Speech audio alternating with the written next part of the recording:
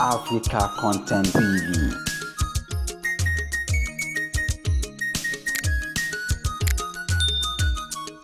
Mú àwọn kí ó yẹ jáde. Ànábì Saheed. Ẹ wá sọ ṣe débi pé olérè Islam tó bá máa kọrú ẹ̀ á sá eré.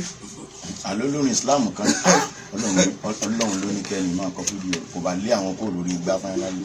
So ẹni tí mo ti ẹ̀jẹ̀ pásítọ̀ inú mọ́tò mi mo máa gbọ́ láti ìbẹ̀rẹ̀ dé òpin yàtọ̀ sí pé I love your music ìyẹn ọ̀tọ̀ ẹ pé lè dàbí real Islamic music tó mú wá rí bẹ́ẹ̀ ṣe bẹ̀rẹ̀ sí ní hun inspiration wo lẹ rí fún ọjọ́ yẹn tẹ́ fi wọnú studio. Talent continue lára part talent to discover from the part talent discover yẹn to discover yẹn wà bí báyìí jíjẹ lọ́mọ pẹ̀ so ó lọ sí ilé kéwù ẹ̀gbọ́n mọ́díkàsì nìyẹn wọ́n sọ fún mi pé òun rí pé tomati sọ̀kan máa ń sáré grab ẹ̀ pé memory mi wà magnetic. Yes, magnetic memory yeah. wọ́n ní àwọn àlejò lẹ́nu tó sọ bẹ́ẹ̀ ó ní òun fẹ́ ká ṣiṣẹ́ kan wọ́n dẹ́n ti study pé ọmọ alẹ́ lómi tẹ́lẹ̀ wọn padà rí pé mi mú lè ṣe ó ní máa ó ní ṣe mo lọ sí kékeré mo ní mo lọ díẹ̀ o mo á yọ ní mi bí lọ́mọ àfa àná mi ẹ gbà lọ́mọdé. àfa àná kọ́ ló ń fọ́ọ̀rọ̀ kẹrẹ ṣẹ̀wọ̀n àwọn tó wá ní stọ́mọ̀ nílé kí ó báyìí kò sí tó fẹ́ palangba ṣe wọ́n ní kálọ́ máa palangba pa kò sí tó fẹ́ fi ṣe kò fẹ́ dà á láwọn kò sí fẹ́ máa dà á láwọn. Ẹ lágùn. kò dé wọn lọ dànù má ṣe kò fẹ́ lò wọ́n lò kò máa lọ dànù kò máa dà á láwọn pé ìgbà tó dalẹ̀ kí ó láwọn máa dà á láwọn so bí ìdààmú lé kí ó ní kò jẹ́ gbẹ̀rẹ̀. Ìdààmú lé kí ó. so but pẹ̀lú ẹ̀ àfa fẹ́ràn nǹkan torí pé tó bá ti kọ́ mi ní kọ́ báyìí kan máa stick most things for community secondary school ti wà lórí mi so púpọ̀ nǹkan mo mọ̀. Very magnetic.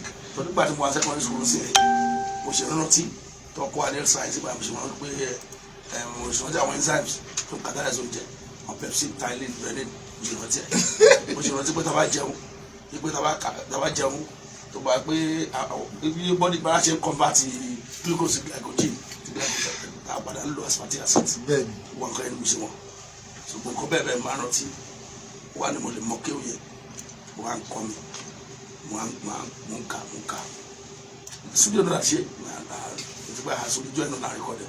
irọ́ o orin yẹn pẹ̀lú òun yẹn ọjọ́ yẹn náà lè dẹ̀ rékọ́dẹ̀ ìjọ yẹn náà ń kọ yín. track kan jọ kan. Wow.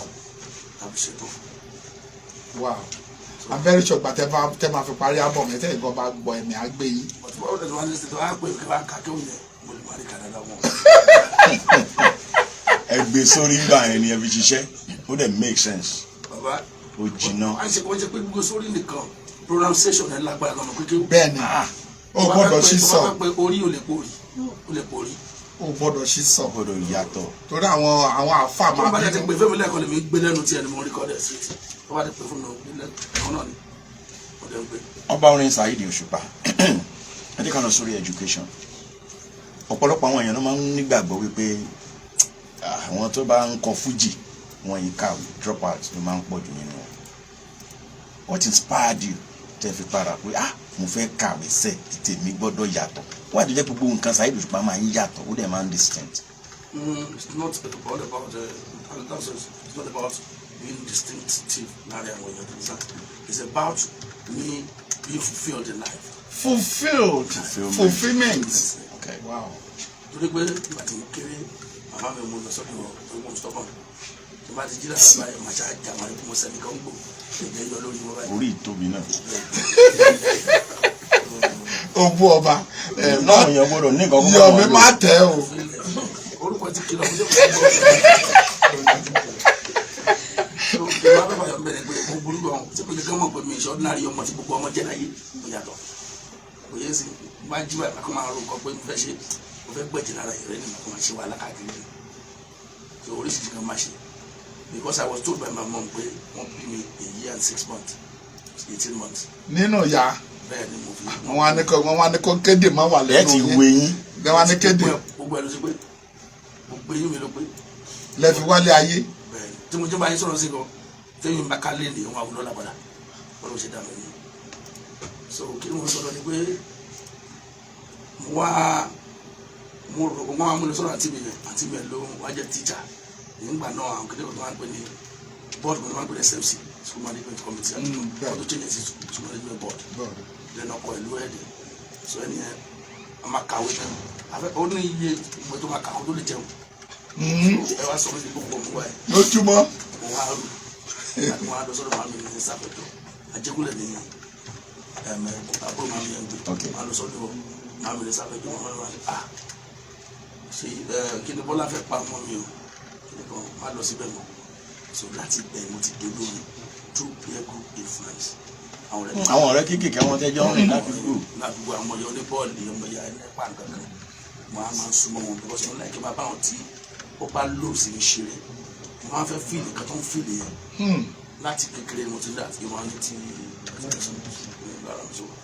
mo wá báwo lè ṣe ń jẹun àwọn lè jẹ ọ̀dọ̀ afẹ́rẹ́ jẹun yóò fẹ́ràn jẹun gbèsè ayé wòlé máa jẹun tẹ́lẹ̀ fẹ́ràn jẹun ṣùgbọ́n nǹkan bẹ́ẹ̀ yẹn máa fẹ́ jẹun kébì náà jẹun kébì mo ṣe rí láyé fẹ́ràn jẹun torí pé mi tó bá fún lóúnjẹ tó wà bẹ̀rẹ̀ tí n bá bẹ̀rẹ̀ kú ni láwọn fẹ́ kó pa máa mi àṣà. làwọn ọmọ kan dẹ̀ wà tó ọ̀rẹ́ rọ jẹ́. mo dẹ̀ ní mo fẹ́ jó díẹ̀ mo dẹ̀ fẹ́ jẹ́ kílè kankan máa jẹ sí o má dé wọn gbọ́n ayé jẹun tẹ̀lé pẹ̀lú ẹjọ́ àwọn àwọn ṣe jẹ má bá wọn jẹ àwọn sọ àkọ́mẹ́ láti bẹ̀ kó wọn tó ṣe náà bá wọn ṣe máa mú kó mẹ́gbẹ́ ó bílẹ̀ sí bẹ́ẹ̀ ni mo fẹ́ wà so láti bẹ̀ ni ọ̀rẹ́ mi kan ló wá ń kọrin ìgbà náà so bẹ́ẹ̀ mi ṣe bẹ̀rẹ̀ fún wọn nígbà voice ti society dájú tẹ́lẹ̀ lọ́nà mo ṣe ní wọ́n ń bá wọn jà mo ṣe ní kí wọ́n kọrin nígbà yìí pé pé mo kọrin ọmọdé kó wá gbére wá lóhùn ló gbére pé kí n máa kọrin lọ so. ẹ lè rántí yíyá yẹn. ìyẹn ti gbà ọ. ẹ máa tọ́ ọmọ ọdún mélòó máa yẹn.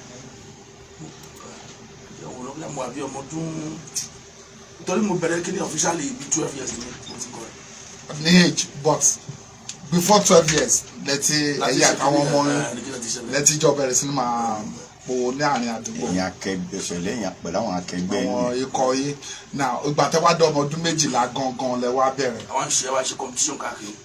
so báwo lẹ ti wá ṣe pẹ̀lú ìwé ní age yẹn. wọ́n ti wà lọ́dọ̀ màmá mi mo ti kéré wọnú ìwé ẹ ti gẹ̀ ẹ́ sọ pé so mi wà ń bọ̀ àmọ́ mi wà mọ́ dedicated mi ṣe wà tẹ́lẹ̀ nínú ìwé náà so what tí bá ṣe kìwé mọ́lẹ̀ sí tábà fẹ́ ṣe exam lọ́dà tí bá kà sí ọjọ́ pass ẹ tó ti ń kà tí pẹ́ kàn ní pass lórí. ń gbàdẹ pé orí yẹn eré tútù ni. so kọ́ yẹn títí sí níta wọn àpàdà rí pé màmá mi ló mọ̀ pàkẹ́ kọ́ ní mo ṣàfàdé kọ́ gbogbo àtàwájà àtúnjáde secondary school báyìí kò sí iṣẹ́ kò sí kankan nǹkan lọ pé nǹkan change so wọn àwọn pé ok so fly view kan lè jẹ́ ká tẹ́ bá ti àwọn ṣe àkọọ́lẹ̀ tẹ́tẹ́ màmá mi support yẹ ó ní wọ́n blame ara pa àwọn ọlọ́mọ kọ́ lórí àti mi yẹn ní ṣe èdè ti lọ àwọn fẹ́ jẹ́ medical doctor nìkan so ọ̀rọ̀ yẹn ló máa ń tẹnu wọn tábà ti ń sọ̀rọ̀ pé àti ìtọ́jú ìgbà tó wọ́n fẹ́ kú wọn gbà tí wọ́n á lọ sáwọn ṣóò mi gba ìmọ̀ ara ọmọ kékeré tó yẹ àjọ wà ní sùkúl tẹ́lẹ̀ tó ti di nǹkan tó ti di medical doctor tó ti gbà gan ọgbà kí ni mo ṣe lè ṣe náà kọ́pọ̀ pé inú màmá mi ò dùn sí ọkọ̀ padà sílẹ̀ tí mo kọ́ fẹ́ lọ sí lásù lọ́dún náà nítorí rẹ́sì wọn mú fún English wọn ṣe registration àwọn level wa bá àwọn tí mo ló tún mú sọ yẹn náà ibi ló máa tó sí ibi ló máa tó sí wọ́n tún pé class. ẹ ti fẹ́ bá kí ni jẹ́